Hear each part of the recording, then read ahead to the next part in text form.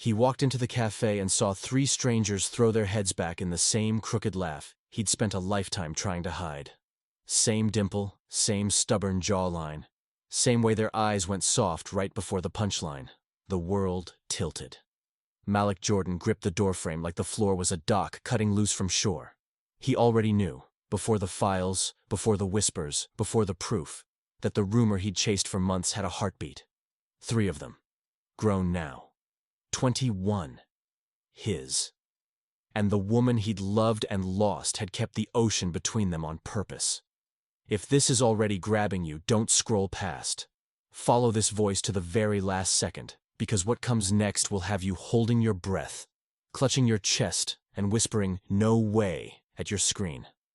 "Sir, you coming in or not?" the barista asked. Shouldering past. Malik blinked, let go of the doorframe, and forced his feet to move. The trio didn't notice him. Music spilled from their table. Someone's phone speaker leaking a beat Nova had cut for her pop-ups teaser reel. Zuri waved her hands in the air, sketching ideas, while Cairo, hood up and headphones slung around his neck, tapped a rhythm into the wood. They were all pieces of Sanaa he could read with his eyes closed, and pieces of himself that made his throat burn. He looked like luxury disguised as average. Old denim jacket, clean but scuffed sneakers, a brimmed cap pulled low. The beard he usually kept razor-lined had been allowed to wander. A cheap watch he'd bought from a gas station blinked the wrong time. Atlanta had turned gray with rain outside, but inside the cafe smelled like espresso and ambition. He ordered a drip coffee he wouldn't drink and sat where he could watch without staring. Jada Knox slid into the seat across from him without asking. Her hair was in box braids, her blazer a sharp navy that said she could find your secrets before you remembered you had them. Jada didn't waste greetings. "They're on schedule," she murmured, eyes flicking toward the trio. "Nova's pop-up, Salt and Second Chances, opens Saturday at the West End Cooperative. Zuri's pinup is next week at Tech. Cairo's mastering an indie record tonight at Soundstage 9. Malik's throat flexed. "You're sure they're—" "My lab ran the panel twice," she said, softer. 100%. You asked me to be certain. I'm certain." He sat there, a billionaire swallowing air like a broke man, and nodded. Something human and breakable moved behind his ribs.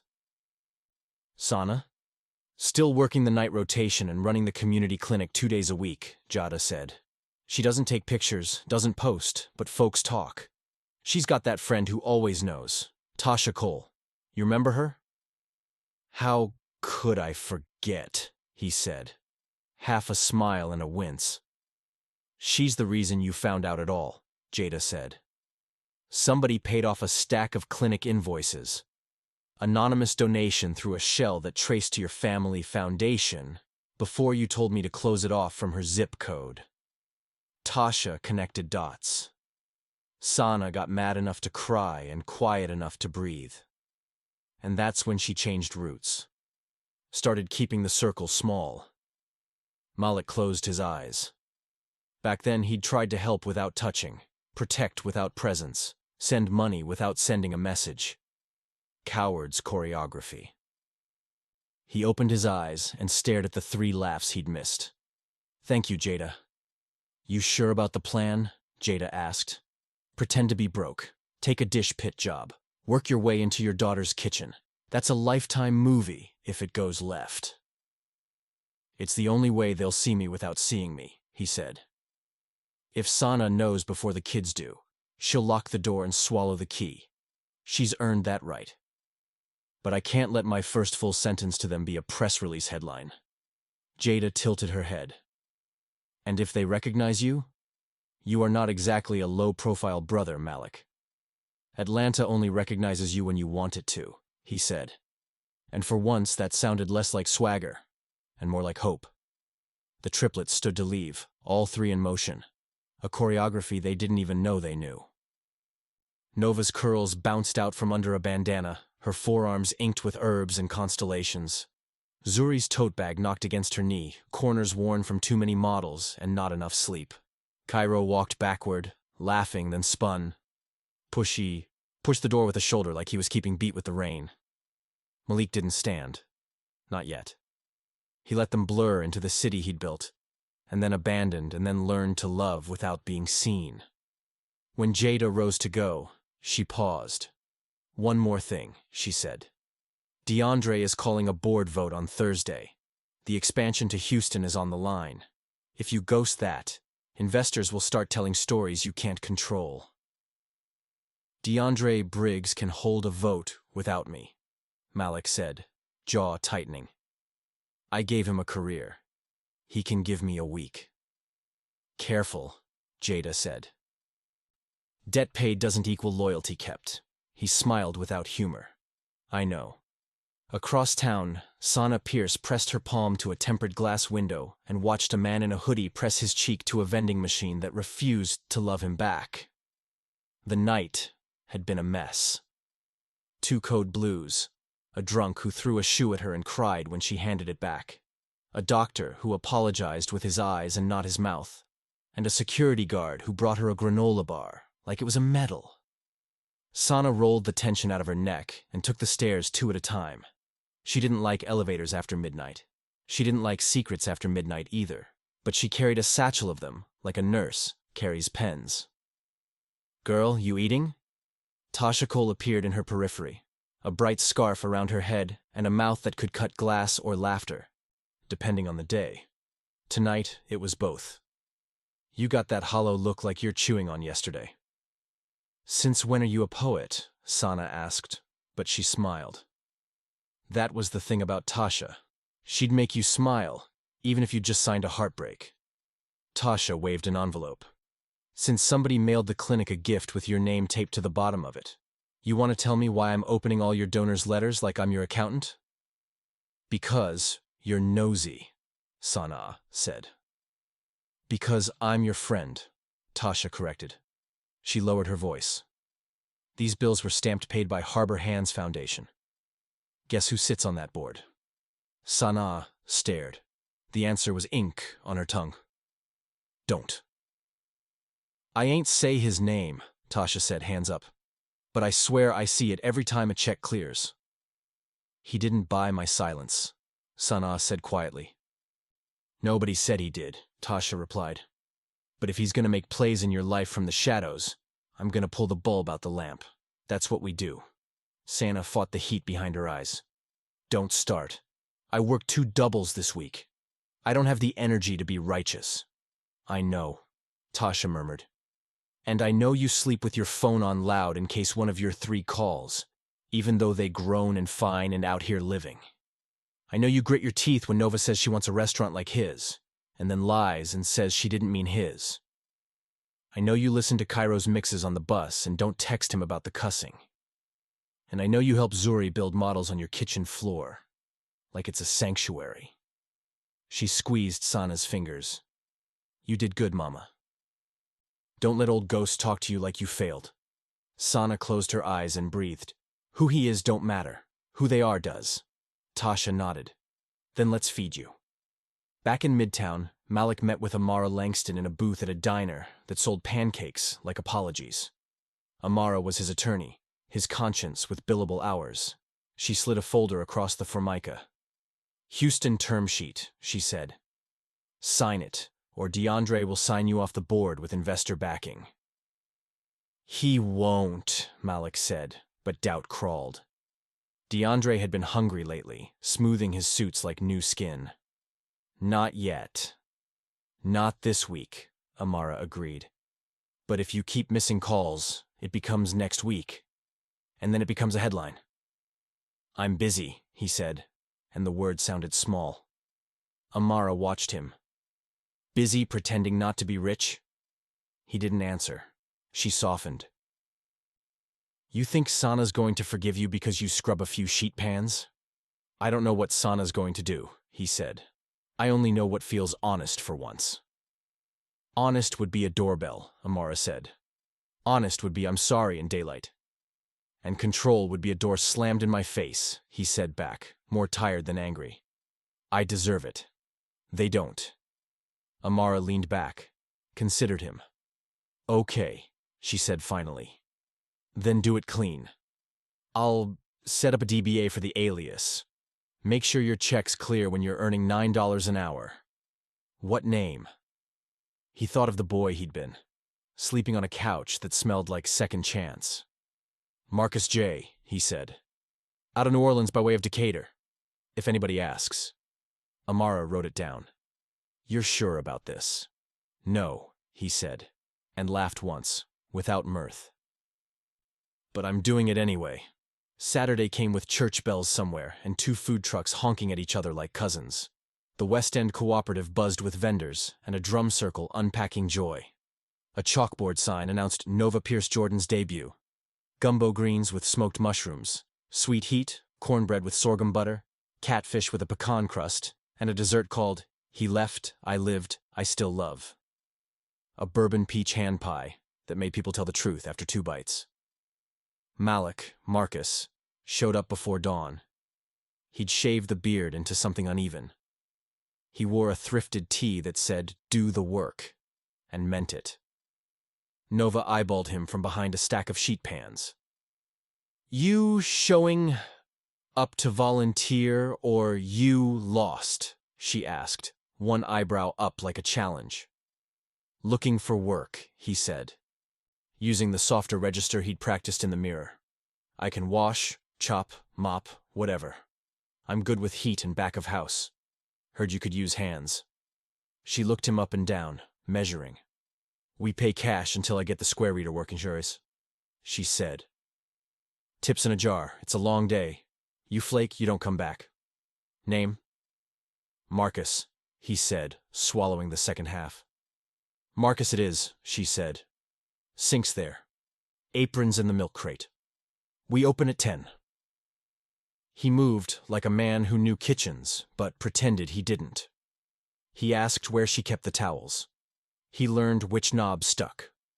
He kept his eyes off her face when she was plating, because excellence looks like prayer in a good kitchen, and it made his chest ache. He caught Zuri's laugh from the doorway when she ran in with a stack of flyers, and Cairo's bass line thumped from a Bluetooth speaker. Every now and then, Nova's gaze softened toward him like she was seeing a shadow of someone else. By noon, the line curled past 2 stalls, and a man tried to cut because his cousin's barber knew somebody. Nova handled it with a smile that wasn't a smile. We all cousins here, she said. Back of the line, family. Zuri leaned into the pass. Mama's coming by, she whispered. Malik's hands trembled on a platter. He set it down, wiped his palms on his apron, and turned toward the sink like it could hide him. And then Sana walked through the door. Time did that trick again. Dock, rope, drift. She looked like the version of himself he wanted to be. Tired and steady. Fierce and soft. Her hair was pulled up, curls escaping like defiance. Scrubs under a denim jacket. Sneakers he recognized from a million late nights. Her eyes found Nova's first, then Zuri's, then Cairo's. The way she loved in 3 directions at once almost buckled his knees. Mom, Nova called, trying to pretend her voice didn't wobble. You came. Wouldn't miss it, Sana said. Her voice had that husk it always got when she'd slept less than she prayed. She hugged each of them, long enough to deserve it. Zuri pointed toward the dish pit. That's Marcus, she said. Casual like fate is a neighbor. He's been a lifesaver all morning. Sana turned. Malik felt it like heat. The recognition just out of reach. The ghost of a name on the back of her tongue. He kept his head down, rinsed a sheet pan, felt the sting of sanitizer like penance. Marcus, she said. Thank you for helping my daughter. He looked up. Their eyes met. 1,000 unwritten apologies stood up between them and refused to leave. Happy to be here, he managed. His voice shook. He reached for a towel and nearly dropped it.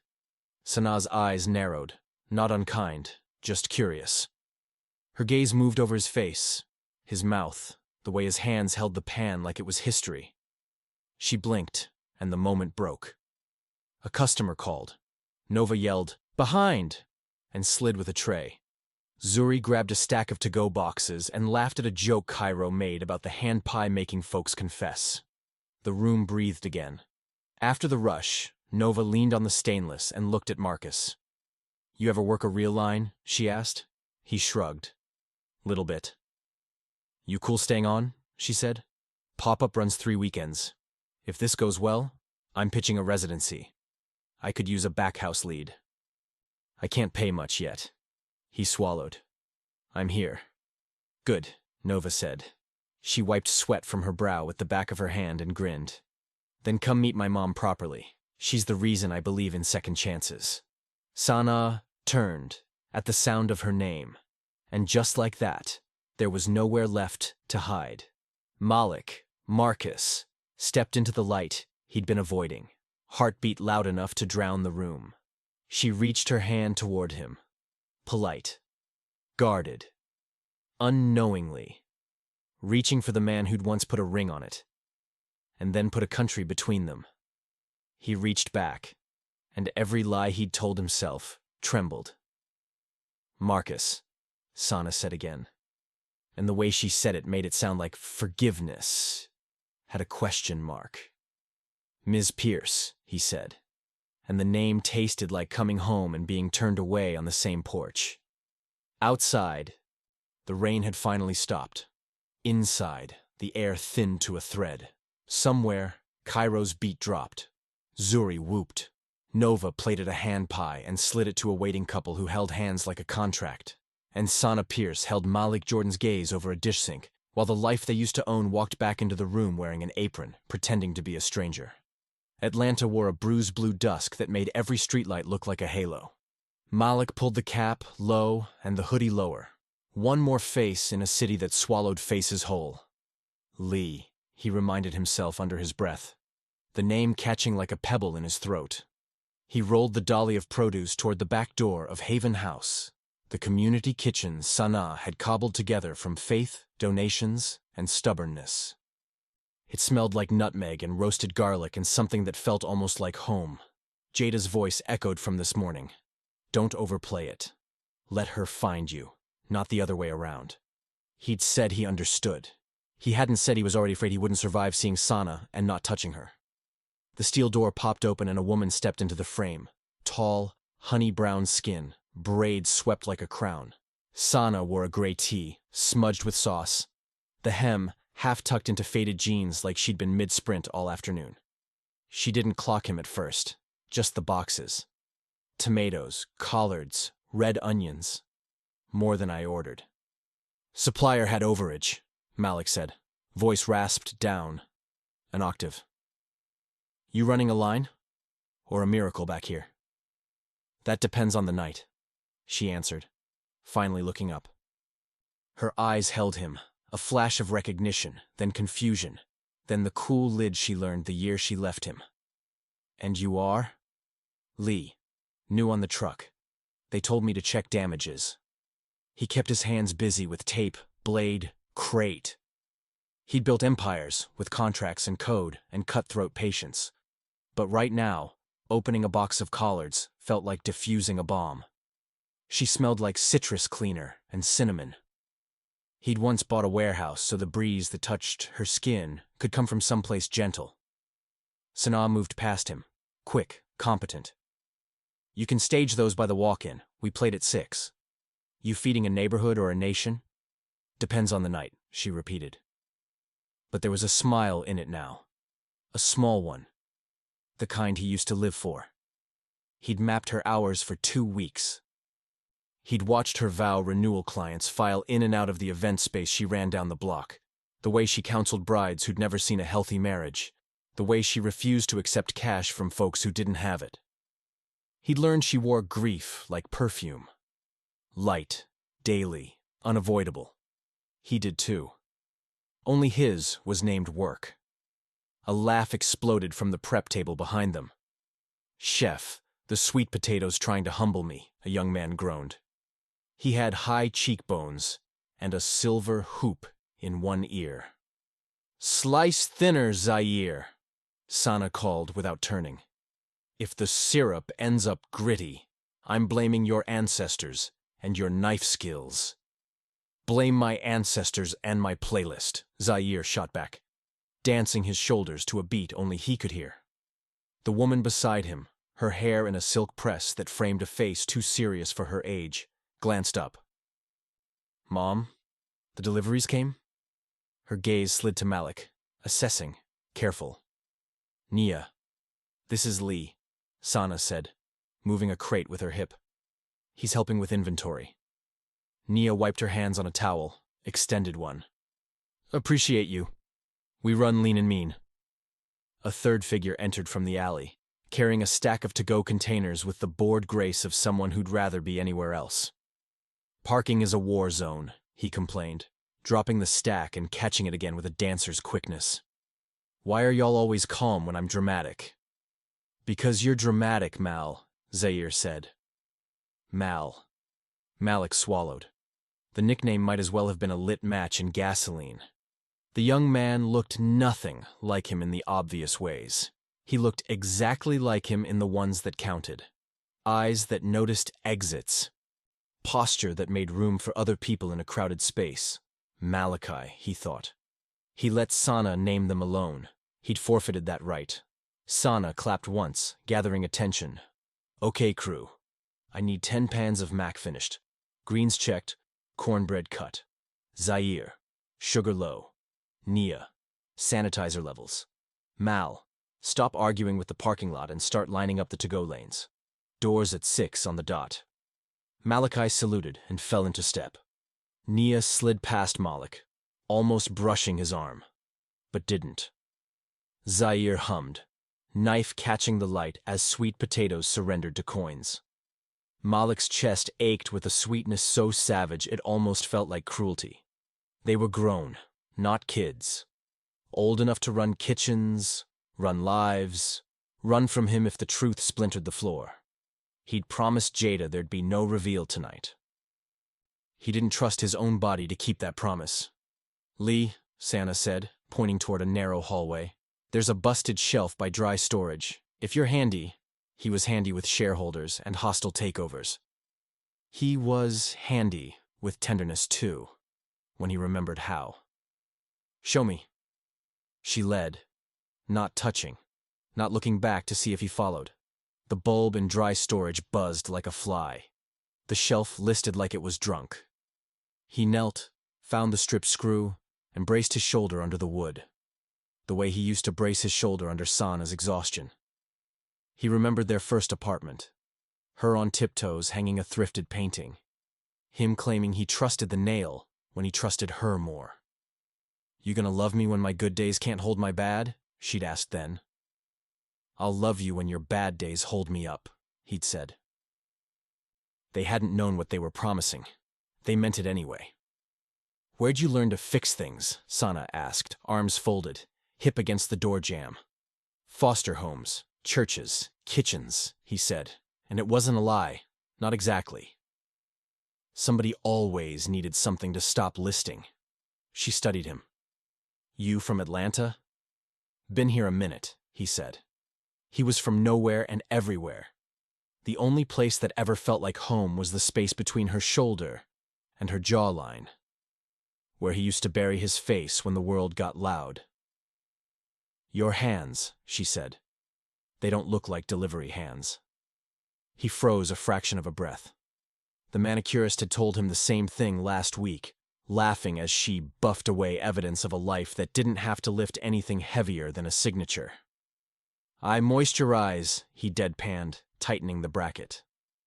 She snorted, an involuntary little music. You're funny. I'm terrified, he said, too honest, and then covered it. Of stripped screws, worst kind. Second worst, she murmured, something shadowing her smile. Stripped trust is first. Footsteps scraped the hall. A woman with an armful of donated paper goods peered around the corner. She had a wide, watchful face and a cross pendant that looked heavy. Sana, baby, we short on gloves, she announced. And the line already around the building. Thanks, Pastor Renee, Sana said. Check the top bin by the mop sink, the ones without powder. Pastor Renee took Malik in with one sweep, not hostile, but not lax. You volunteering or just pretty? Little of both, he said, offering a half-bow that made her huff a reluctant laugh. He's with the delivery, Sana added. Helping with odds and ends. Pastor Renee hummed, like a woman who'd catalogued 1,000 species of trouble. You look like odds. Lord knows we've had our fill of ends. When she left, Sana raised a brow. Don't mind her.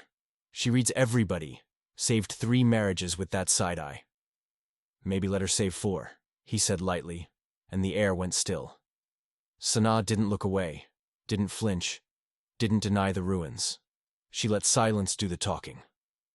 By 6, the line curved out into the alley and onto the sidewalk. The city's need was always bigger than the pots. Nia ran the sanitizer like a general, correcting gloved hands with a glance. Zaire moved the Mac like he was choreographing it. Maliki cracked jokes at the door that pulled shame off shoulders the way a good song lifts guilt from a room.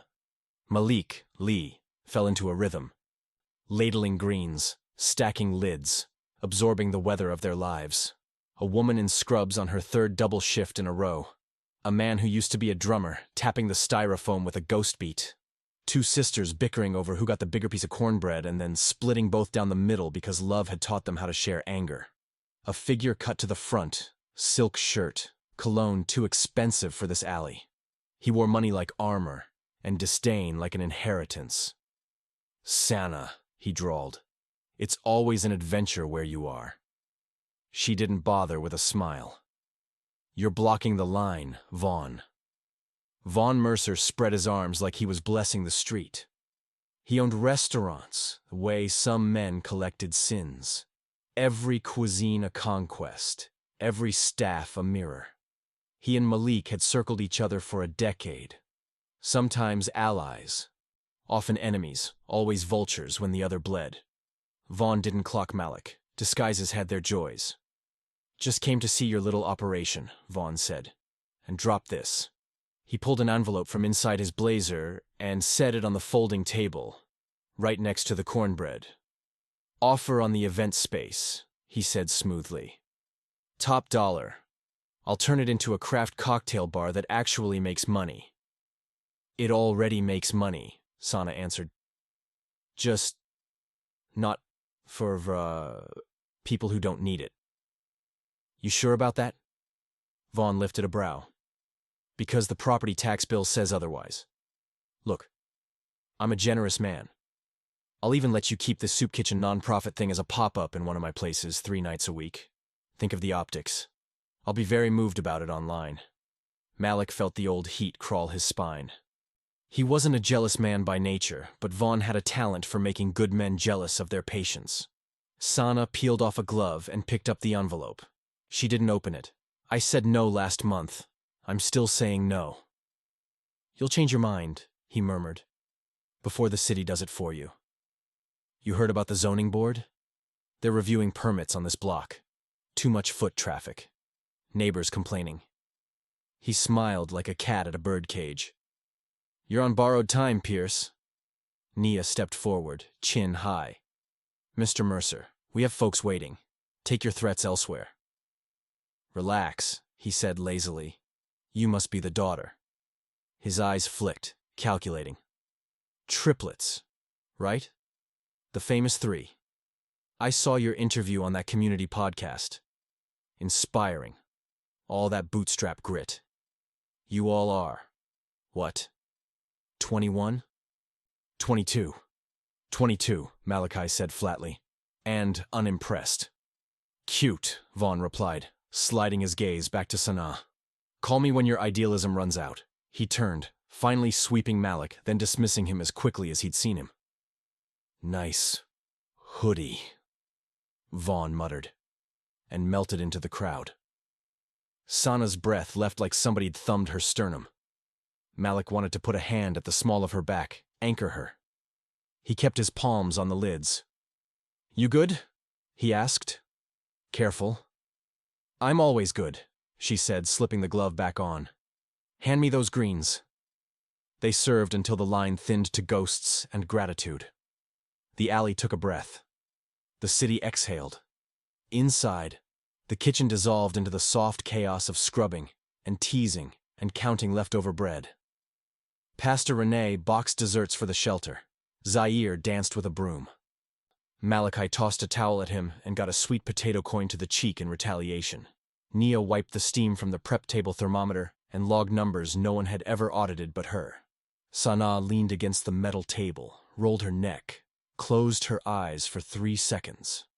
Malik watched the owner of his heart stand in a building she had built without him, and he thought he might finally understand what mercy felt like. Watching someone you love learn to breathe without you, and wanting only to breathe with them again if they asked. "Lee," she said suddenly, eyes still closed. "You hungry?" "We always eat last." He wasn't, but he was starving. "Sure." They ate standing, backs to the wall, paper bowls warm in their hands. The mac was exactly what his mother would have called righteous. Sharp with cheddar, soft with cream, finishing with that sinful crust that turned men religious. He made a sound he couldn't help. Sana threw him a side eye and a smirk. "Respect the Mac." "Reverend Mac," he corrected. "It just baptized me." "You and these jokes," she said, shaking her head. The smile faded, though, as she looked past him toward the office door. "I gotta run numbers. Vaughn's noise isn't nothing. The zoning thing is real." "You got a lawyer?" he asked, keeping his tone casual. "Always," she said. "Amara's a shark when she wants to be." He almost laughed. Amara Langston could make judges change their mind mid-sentence. She'd also texted him at noon. "If you want to stay invisible, you better not sign anything touching her case." He wanted to sign everything. He didn't. "Lee," Sana went on, her voice softer now, private, in a room still full of sound. "You remind me of someone sometimes. Not the face, the—" She gestured, searching for a word. "The way you hold a room without swinging your arms. The calm." "Good person or bad?" he asked, trying to keep the floor from opening. "Both," she said. "Honest as rain. He broke my heart and taught me how to feed a crowd in the same lifetime." She set down the bowl. "I don't know why I told you that." He wanted to say because your heart recognizes me, even when your eyes refuse. Instead, he said, "Maybe you needed to hear it. Not me." She blinked, surprised, then laughed low. "You're dangerous, Lee." "Second time I've heard that today," he said. And then Malachi called for more sanitizer, and the moment broke. By 9, Haven House was a heartbeat again instead of a volcano. Naya counted till the cash box aligned with the ledger. Zaire boxed leftovers for the group home 2 blocks over. Malachi took out the trash and came back with gossip about a couple arguing in the alley and then reconciling so fast it was suspicious. He must have promised her a trip to Bali, he declared. Or Chick-fil-A fries hot out the oil. "Same thing," Nia said dryly. Sana locked the walk-in and checked the back door. She thanked volunteers and hugged a woman who wore grief on her shirt sleeve. The room thinned. When Pastor Rene left with a blessing and a carryout, it was down to the 5 of them and the dishwasher's hum. "Lee," Sana said, turning to him with a paper in hand. "This receipt looks wrong. We didn't order this much citrus." "Overage," he said again automatically, then shook his head. "But I can fix it. I'll call the supplier." She squinted. "You don't have a phone number. You have a face." He held up his hands. "Fair." She folded the receipt, slid it into her pocket, then looked at him like she had the night she'd said forever into a cheap officiant's echo. Curious, frightened, stubbornly brave. "You free tomorrow?" she asked. "We do a pantry box day on Thursdays. It's different than service. More intimate." His body answered before his mind. "I'm free." "Don't make me regret inviting a stranger into my Thursday," she warned. But the warmth was back, the dangerous kind. "Wouldn't dream of it."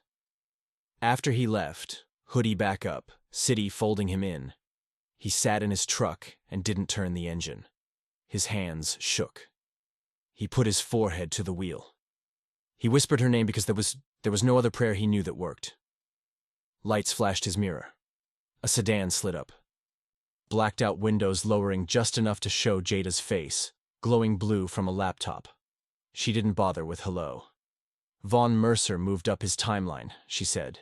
He made an offer to the landlord behind Santa's back 2 hours ago. He's trying to buy the building and force her out with zoning complaints as cover. Malik's jaw clenched. How much? Not the point, Jada said. He's laundering pressure through a neighborhood association that's 3 retirees and a hedge fund cousin. If you swoop and save, you blow the disguise. If you don't, she could lose the kitchen by month's end. He closed his eyes. There were 100 levers he could pull with one text. There was one lever he couldn't. Time. We're not letting her lose this. We? Jada's brow arched. Yeah, he said softly. We. Jada studied him. You saw them. He didn't answer. He didn't need to. She nodded. Then we do this the hard way. Quiet money, loud community, paperwork like Kevlar. I'll draft a shell bid through a trust that looks like a church. You show up tomorrow like your heart isn't a fire alarm. He nodded, throat burning. Anything else? One more thing, Jada said. Amara sent me a screenshot. There's a lien on Sana's event space from 2 years ago. A silent partner bailed. She signed a personal guarantee to cover it. Who's the partner? Jada's pause was long enough to be an answer. Vaughn. Malik's hand found the wheel like it needed something to hurt. Of course. You sure you want to stay under? Jada asked quietly. This would be easier if you stepped out and spoke in your real voice. He looked back at the building. At the back door where Sana's shadow had been 1,000 times without him. Not yet, he said. She deserves to choose me with her eyes open, not because I wrote a check. Jada blew out a breath. All right, Romeo, she murmured. Bring flowers tomorrow. Men with secrets should at least bring flowers. He almost laughed. You sound like Pastor Renee. I sound like a black woman who's seen too many love stories detonate from the inside, she replied. Go home, Malik. Sleep while you still can. He didn't sleep. He went home and sat in the dark, listening to a house that knew him but didn't love him back. He pulled the ring out of the safe like a bad habit. He'd never stop carrying it. He pressed it to his palm until the metal imprint hurt. Then he called a florist and ordered the impossible. Peonies in November. Morning arrived with the thud of a city that never really rests. Malik put the cap on and the name back in his mouth. He drove to Haven House early and found the alley empty except for a woman leaning on the brick, scrolling through her phone with purpose. She looked familiar in the way people on the internet do. Red lipstick, sharp bob, a dress that said try me and a stance that said don't. She lifted her gaze and smiled like she knew where his bones were buried. You must be Lee, she said. I'm Rhea Caldwell. I host the Midtown Morning Podcast. I came to schedule a segment with Sana about food justice. But maybe I should schedule one about secrets. The ground tilted a degree. Secrets? She slid her phone into a glitter case. You look like money pretending to be a man who carries crates. I've seen that movie. The twist isn't kind. He didn't blink. You want an interview or a prophecy? Both, she said, pushing off the wall. And if I'm right, you're going to need a friend with a microphone. Good men in masks draw wolves. She walked past him, heels unbothered by potholes, and left him alone with a morning that already felt crowded. He looked up at the gray sky, at the building that held so much of Sane's new life, at the door about to open. His heart did that reckless thing it always did around her. It ran to the edge and waited for permission to jump. He lifted his hand to knock, and the lock clicked before his knuckles landed. The door swung wide. Sanaa stood there, eyes soft, mouth unsure. The way she used to greet him when she was about to tell him something that might change everything. "Lee," she said. "You're early." "I'm a habit," he answered, and followed her into the light. The sky was still bruised gray when Malik pulled up to the curb behind Haven House. The street smelled of rain and fried dough from the cafe across the way. Through the window, he could already see Sana moving. Hair wrapped in a scarlet scarf, hoodie sleeves shoved to her elbows. A woman who looked like she'd been awake for years. He killed the engine and sat for a long beat, rehearsing calm the way actors rehearse lines. When he finally stepped inside, the first thing he heard was laughter. Not the free kind. Thin, nervous laughter from the pantry. Sana stood there with Rhea Caldwell, the podcaster he'd met outside yesterday. Rhea was holding a microphone like a weapon wrapped in lipstick. "You didn't tell me you had media coming," he said lightly. Sana looked up, a hint of irritation flashing before she smoothed it over. "Morning, Lee. Rhea's running a segment on food desserts in community kitchens. I figured it could help us keep the lights on." Rhea's smile was all polished enamel. "We love a story with struggle and redemption. You must be the new volunteer. Lee, right?" "Right," he said. "Perfect," she replied. "You look photogenic in a humble hero sort of way. Maybe we grab a shot of you stacking boxes while Sana explains how she turned heartbreak into service." Sana shot her a look. "We'll stick to the kitchen, Rhea." "Suit yourself." Rhea flipped her mic off, whispering to her cameraman. Malik caught fragments. "We'll cut the mystery man later." He didn't like the way it sounded. When the pair finally left, Sana exhaled. "Every time someone says, 'inspiring story,' I lose another piece of my patience," he grinned. "You don't like attention?" "I don't like charity disguised as curiosity." He leaned against the counter. "Then let them be curious. They'll talk either way." She glanced at him, then looked away. "You talk like someone who's been on the other side of a headline." "Maybe I just read too much. Or lived too much." Their eyes met again, long enough for everything unsaid to rise like steam. The kitchen door slammed, breaking it. Zaire walked in backward, pushing a dolly stacked with produce. "If anyone's looking for my spine, it's behind the second crate of cabbages." "Put them by the sink," Sana ordered. Nia followed, holding a clipboard. "Mom, Sana, the vendor shorted us on flour again." "We'll stretch it," she said. Malik straightened. "I can call a contact, get you a delivery by noon." She raised a brow. "You got flour hookups now?" "Everybody's got somebody," he said. "Lee," she sighed, half amused. "You're full of surprises." "Not all good ones," he muttered. By 10, the place buzzed with motion, volunteers chopping, laughter blending with the scrape of pans. Malik stayed near the back, slicing onions so he wouldn't have to speak too much. Each layer burned, each tear felt earned. Around noon, he excused himself to the alley, phone in hand. Jada picked up on the second ring. "You're in deep," she said without preamble. "Define deep." Vaughn Mercer just met with the zoning chair. He's pushing an emergency hearing for next week. If that passes, Sana loses her operating license. Malik's jaw set.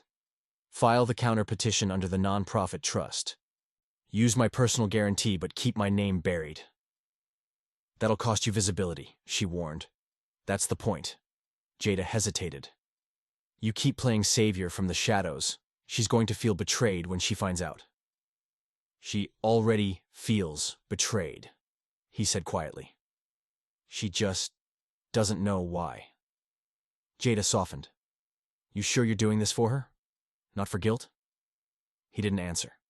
She sighed. "I'll handle the paperwork. You handle not getting caught." He pocketed the phone just as the back door creaked. Nia stood there, apron dusted with flour she swore they didn't have. "You good, Lee? You look like you're plotting a revolution." "Just bread logistics," he said, forcing a smile. She smirked. "Bread saves more souls than sermons," he laughed. "You sound like your mom." "That's the first time anyone said that like a compliment," she replied, then nodded toward the front. "She's asking for you." Inside, Sana was hunched over a folder, tension written down her shoulders.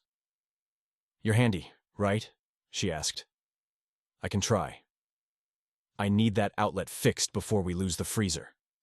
He crouched near the wall, pried the plate loose, and worked quietly.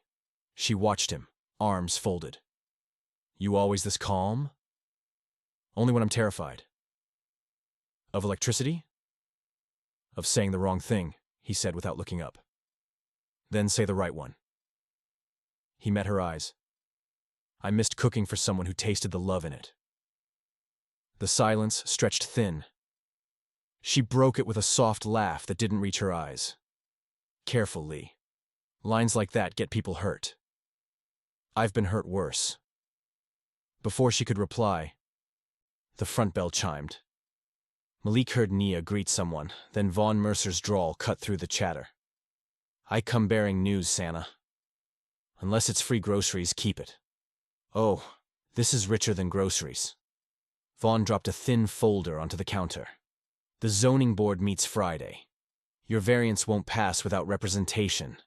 Lucky for you, I brought paperwork to buy you out before they shut you down." "You stalking me now?" "Call it philanthropy, with benefits." His grin was sharp. "You sell. I triple the offer from last year. You stay. You drown in fines." Malik stood before he could stop himself. "Seems like coercion." Vaughn turned, eyes narrowing. "And you are?" "Delivery," Malik said. "Then deliver yourself out of grown folk business," Vaughn sneered. "This is city politics, not soup lines." Sana's tone was ice. "You can leave, Vaughn," he shrugged. "Your loss. Maybe your volunteer can bail you out. You look like the type who attracts saviors." Malik's fists tightened. Sana's hand brushed the counter, just enough to tell him not now. Vaughn winked, tipped 2 fingers to his temple, and left. When the door shut, Sana exhaled hard. "That man is the reason I keep a bat in the office." Malik half smiled. "If you swing, aim for the ego." She laughed despite herself. "I used to have someone who said things like that." "Did he listen when you warned him?" "No," she said softly. "That's why he's gone." The afternoon stretched long. By evening, the kitchen was empty except for them. The storm outside had started to rattle the windows, lightning whitening the ceiling tiles. Sana locked the door, turned, and froze when she saw the bouquet on the counter. White peonies wrapped in brown paper.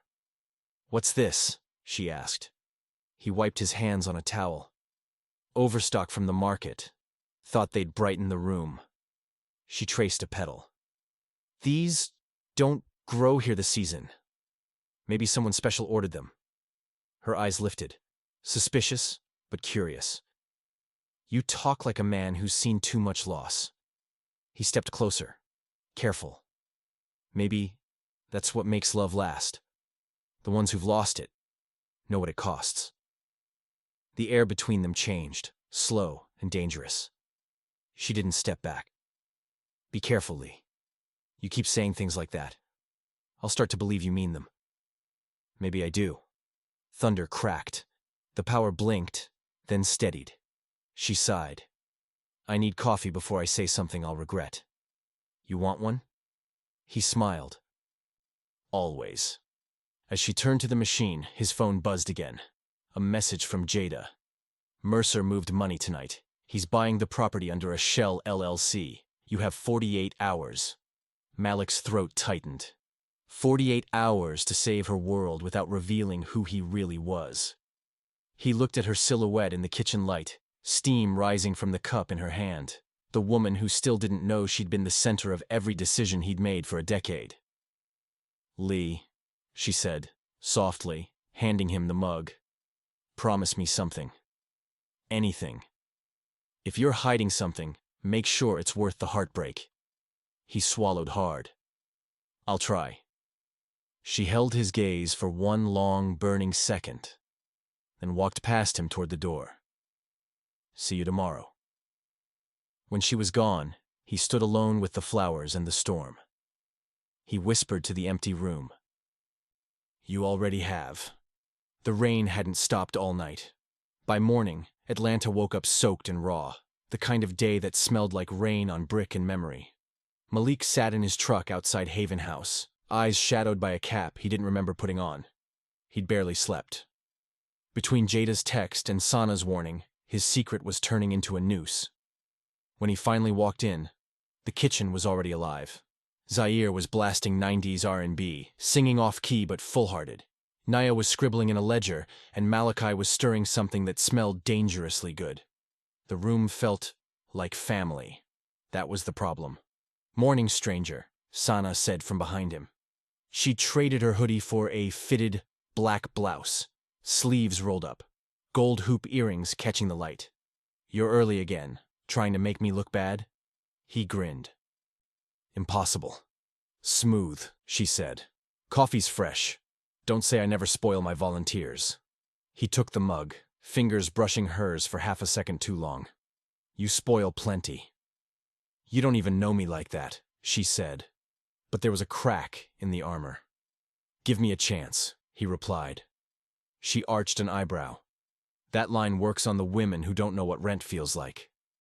He chuckled, letting her win the round. But the sound of her laughter made his chest tighten. The morning rush came and went. Malik helped stack boxes, washed pans, kept his eyes low when Vaughn's name came up. Every time Sana spoke to him, it got harder to remember where the lie ended and the truth began. Around noon, a sharp voice broke the calm.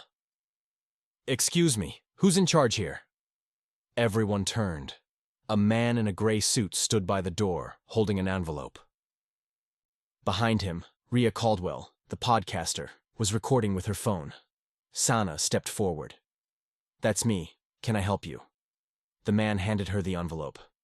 "City zoning notice. You're due for hearing Friday at 9. You'll want legal representation." Rhea's camera caught her reaction. "Is this connected to the complaint filed last week about noise and sidewalk obstruction?"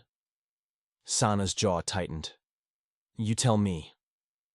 The man just nodded and left. Rhea lowered her phone, satisfied. "Now that's drama," she whispered, almost to herself. "Turn that off," Malik said sharply.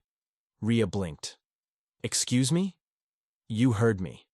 She doesn't need you turning her struggle into content." Rhea smirked. Funny, coming from the mysterious man with no last name. "What are you hiding, Lee?" The kitchen went still. Sana's eyes flicked between them. "Rhea." "You've got your segment. You can leave." Rhea rolled her eyes but obeyed. "You're welcome for the exposure." She walked out, heels clicking like punctuation. Sana looked at Malik. Why'd she say that? People like that see secrets where there are none, he said quietly. She studied him for a long second, as if peeling layers with her eyes. You better hope that's true. The afternoon dragged on in uneasy silence. By the time they closed, the tension had settled heavy as the rain. Malik stayed behind to fix a loose shelf just for an excuse to breathe near her without talking. But Sana broke the quiet first. When Vaughn and I started the event space, I thought it would fix things. Give me independence, stability. It didn't. He used my name on the loan, then walked when things got hard. I know what it's like to be left holding someone else's mess, he said. Yeah? She asked softly. You ever get left by someone who swore they'd stay? He could have told her then. He could have said, I never left you. I just didn't know how to stay. But he didn't. He just said something like that. A low voice broke from the doorway. "Mom?" Malachi stood there, hair damp from the rain, jacket slung over his shoulder. "There's someone outside asking for you. Says it's about the building." Sana wiped her hands and walked out. Malek followed at a distance. At the door stood a woman in a sleek red coat, Amara Langston, the lawyer Jada had mentioned. Her presence was quiet fire. "Sana," she said. "I just came from City Hall. Vaughn Mercer filed a petition to expedite the zoning change. You've got 48 hours. "Of course he did," Sana muttered. "So what now?" "You need backing, political or financial, preferably both." Malik's mind raced. "What about a silent partner?" he asked before he could stop himself. Amara turned to him. "And you are?" "Lee." "Delivery driver," Sana said quickly, like she was protecting him from scrutiny. Amara wasn't buying it. "You talk like a man who's used to balance sheets." "I read a lot of receipts," he said, forcing a smile. Amara looked between them and sighed. "I'll see what strings I can pull. But you'll need cash flow and press support before Friday." When she left, the silence returned. Sana ran a hand over her face. "Every time I think I'm free of him, Vaughn finds a new way to remind me I'm not." Malik took a breath. "You're stronger than he'll ever be." She looked up. Eyes bright. "Strong doesn't pay rent." "Maybe not," he said. "But it keeps the lights on until someone who can pay shows up." She laughed, but it cracked at the end. "You're too good with words, Lee."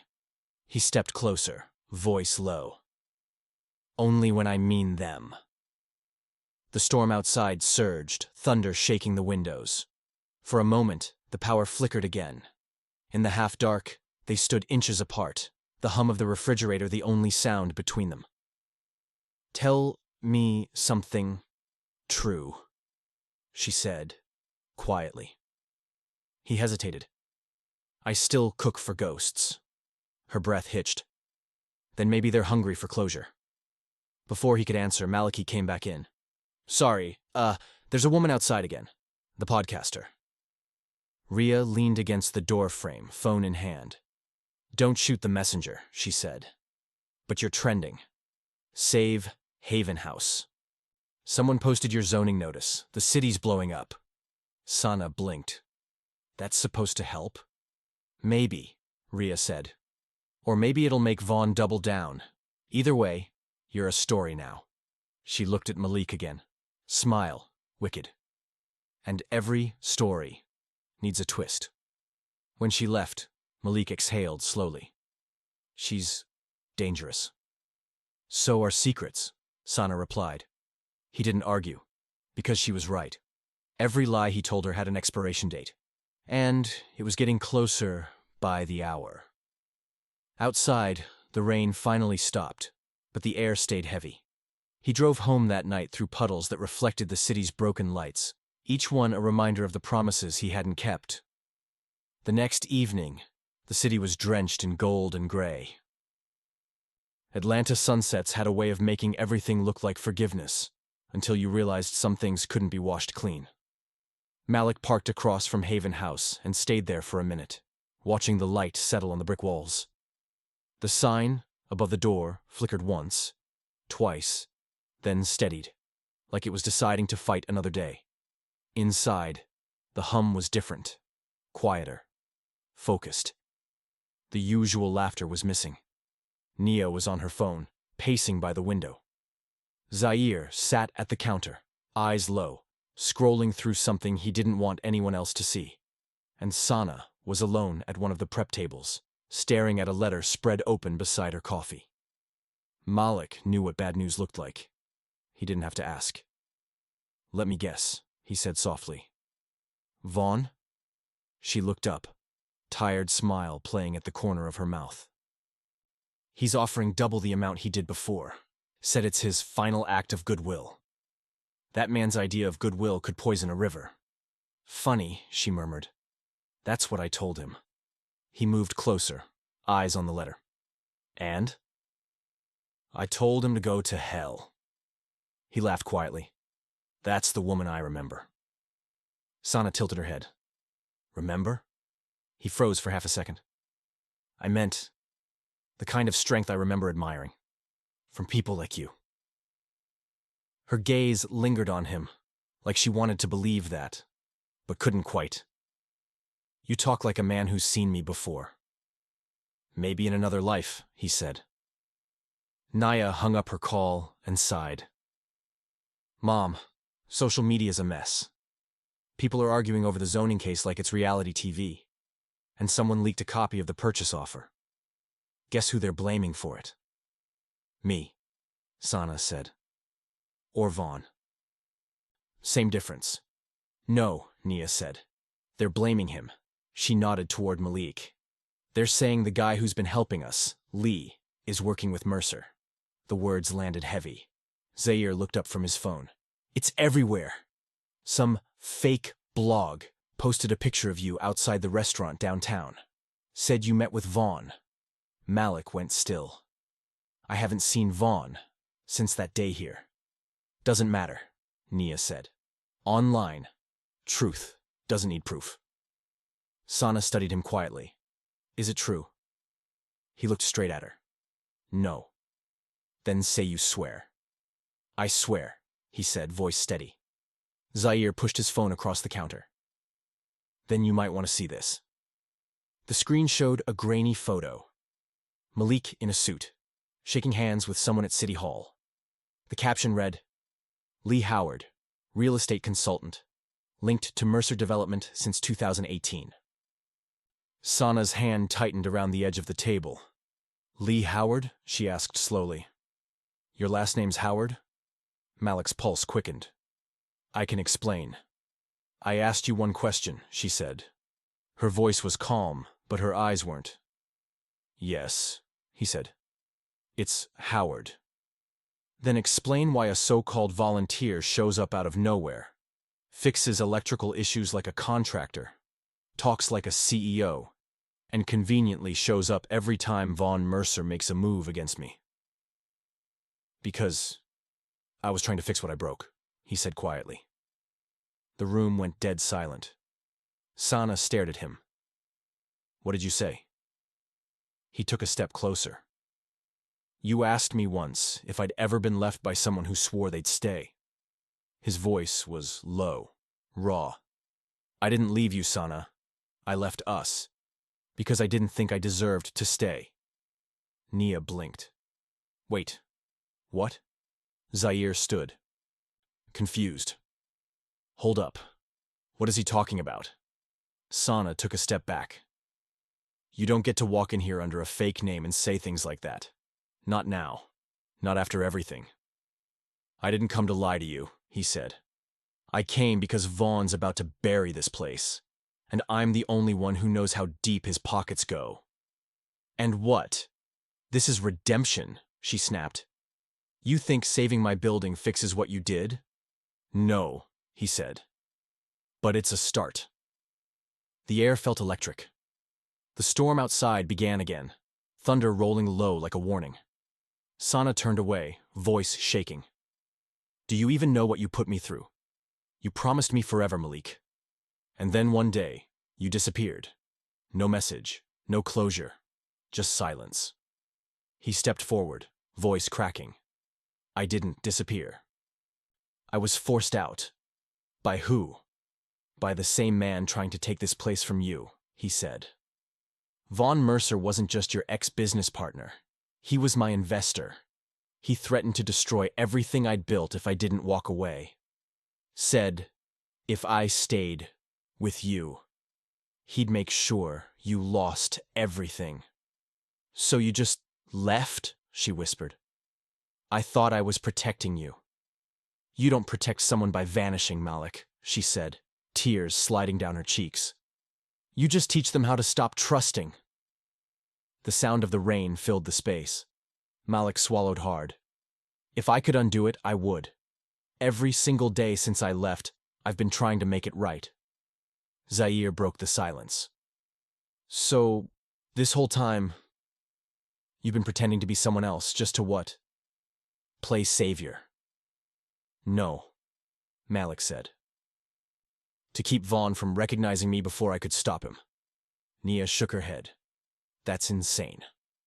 Yeah, Malik said. It is. But it's the truth. Sana stared at him, shaking her head slowly. You should go. I can't do this right now. He nodded. If that's what you want. It's what I need, she said, voice breaking. He looked at her one last time, eyes full of everything he didn't say. Then I'll go. But I'll still fight for Haven House, even if you never forgive me. She didn't answer, just turned away. When he walked out, the rain hit harder, drowning the sound of the door closing. That night, Sana sat at her kitchen table long after everyone else was gone. The letter from Vaughn lay open beside her, the ink starting to blur where her tears had fallen. She picked up her phone, hesitated, then called Amara. Tell me what it would take to buy out Vaughn Mercer completely, she said. Amara's voice was cautious. That's a big move. You sure you want to do that? I'm done being cornered. He's not going to take one more thing from me. And Malik? Sana's voice went cold. He already did. She hung up and stared out the window. The rain had stopped, but thunder still rolled somewhere far away. Quiet, steady, and unfinished. The morning of the hearing came dressed in steel skies and nerves. Downtown Atlanta felt heavier than usual, like the air itself knew a storm wasn't just coming from the clouds. Sana stepped out of the car in a black suit that wasn't new but looked like armor. Her curls were pinned up tight, gold hoops gleaming like defiance. Amara walked beside her, all confidence and clipped heels. You ready? The lawyer asked. Sana exhaled. I've been ready for years. I just didn't know who I was fighting. Across the steps of City Hall, reporters clustered like buzzards. Phones, cameras, questions. Miss Rivers, are you the woman who turned down Mercer's offer?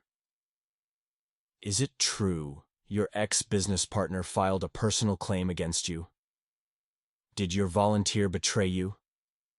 Sana didn't flinch. You can quote me on this, she said. No one can buy what was built out of love. The doors opened. Inside, the hearing chamber smelled of varnish, sweat, and politics. Vaughn Mercer was already there in a three-piece suit, grinning like a man who thought he'd already won. He was flanked by his attorney, and by Malik. Sana froze mid-step. Amara whispered, steady. But her eyes locked on him, on Malik, seated behind Vaughn. Looking every inch the man she once loved and every inch the man who'd broken her. His expression wasn't arrogance, though. It was guilt. Deep, raw guilt. Vaughn smirked. Didn't expect to see your charity boy here, huh? Surprise!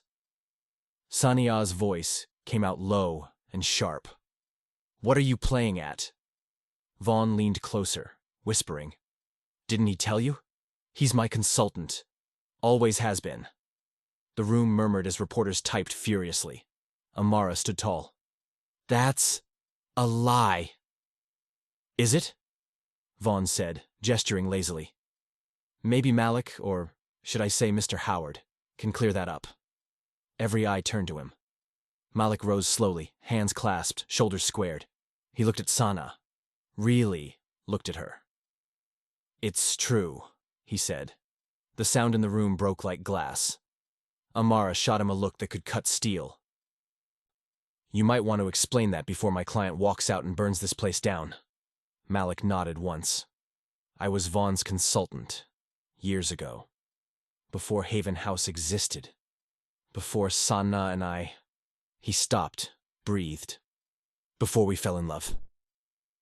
Whispers rippled through the chamber. Vaughn leaned back, enjoying every second. Malik continued, voice shaking but clear. When Vaughn started his expansion projects, I was his financial strategist. I helped him secure properties for redevelopment. But when I realized one of those sites was Haven House, her dream, our dream, I tried to pull out. Vaughn found out. He threatened to destroy both our reputations unless I walked away from her and signed the deals. Sana stared at him, her voice barely audible. You did it. I thought I was protecting you. You protected him. Malik's jaw clenched. At the time, maybe I did, but not anymore. I've spent the last 5 years trying to undo it. Amara leaned forward. And that's why you came back under another name? Yes, he said. I needed access. I needed to stop Vaughn from buying Haven House out from under her. Vaughn laughed. That's cute. The martyr act. You always were soft for her. Malik turned to the panel.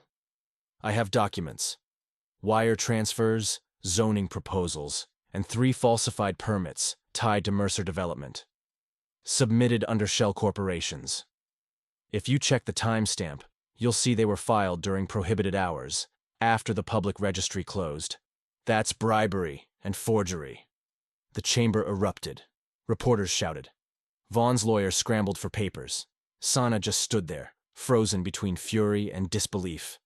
Malik handed a USB to the city clerk. You'll find everything there. Vaughn lunged forward. You think they'll believe you? You're complicit. You signed those deals. Yeah, Malik said quietly. And now I'm burning with them. Security stepped in as Vaughn's voice rose. This isn't over, Rivers. You can't build forever on pity and lies. Sana's reply was sharp enough to silence him.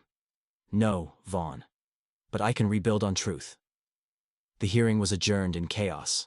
Outside, cameras flashed like lightning. Reporters swarmed. Amara handled the press while Sana walked down the steps, eyes locked on nothing. Malik followed, keeping distance. When they reached the bottom, she turned suddenly.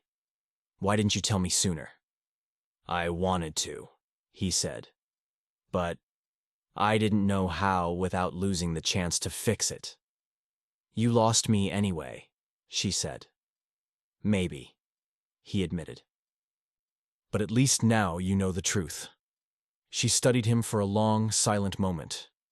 Truth doesn't fix everything, Malik. It just stops the bleeding. Then let me stop it, he said. Why now? Because I still love you, he said simply. And because I'm tired of loving you in the dark. Her eyes glistened, but she didn't cry.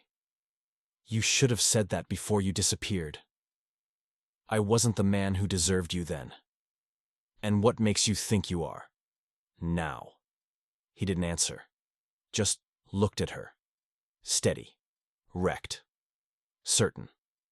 From behind them, Amara called out. The board's suspending Mercer's contracts pending investigation. Haven House is safe. For now. The news barely registered.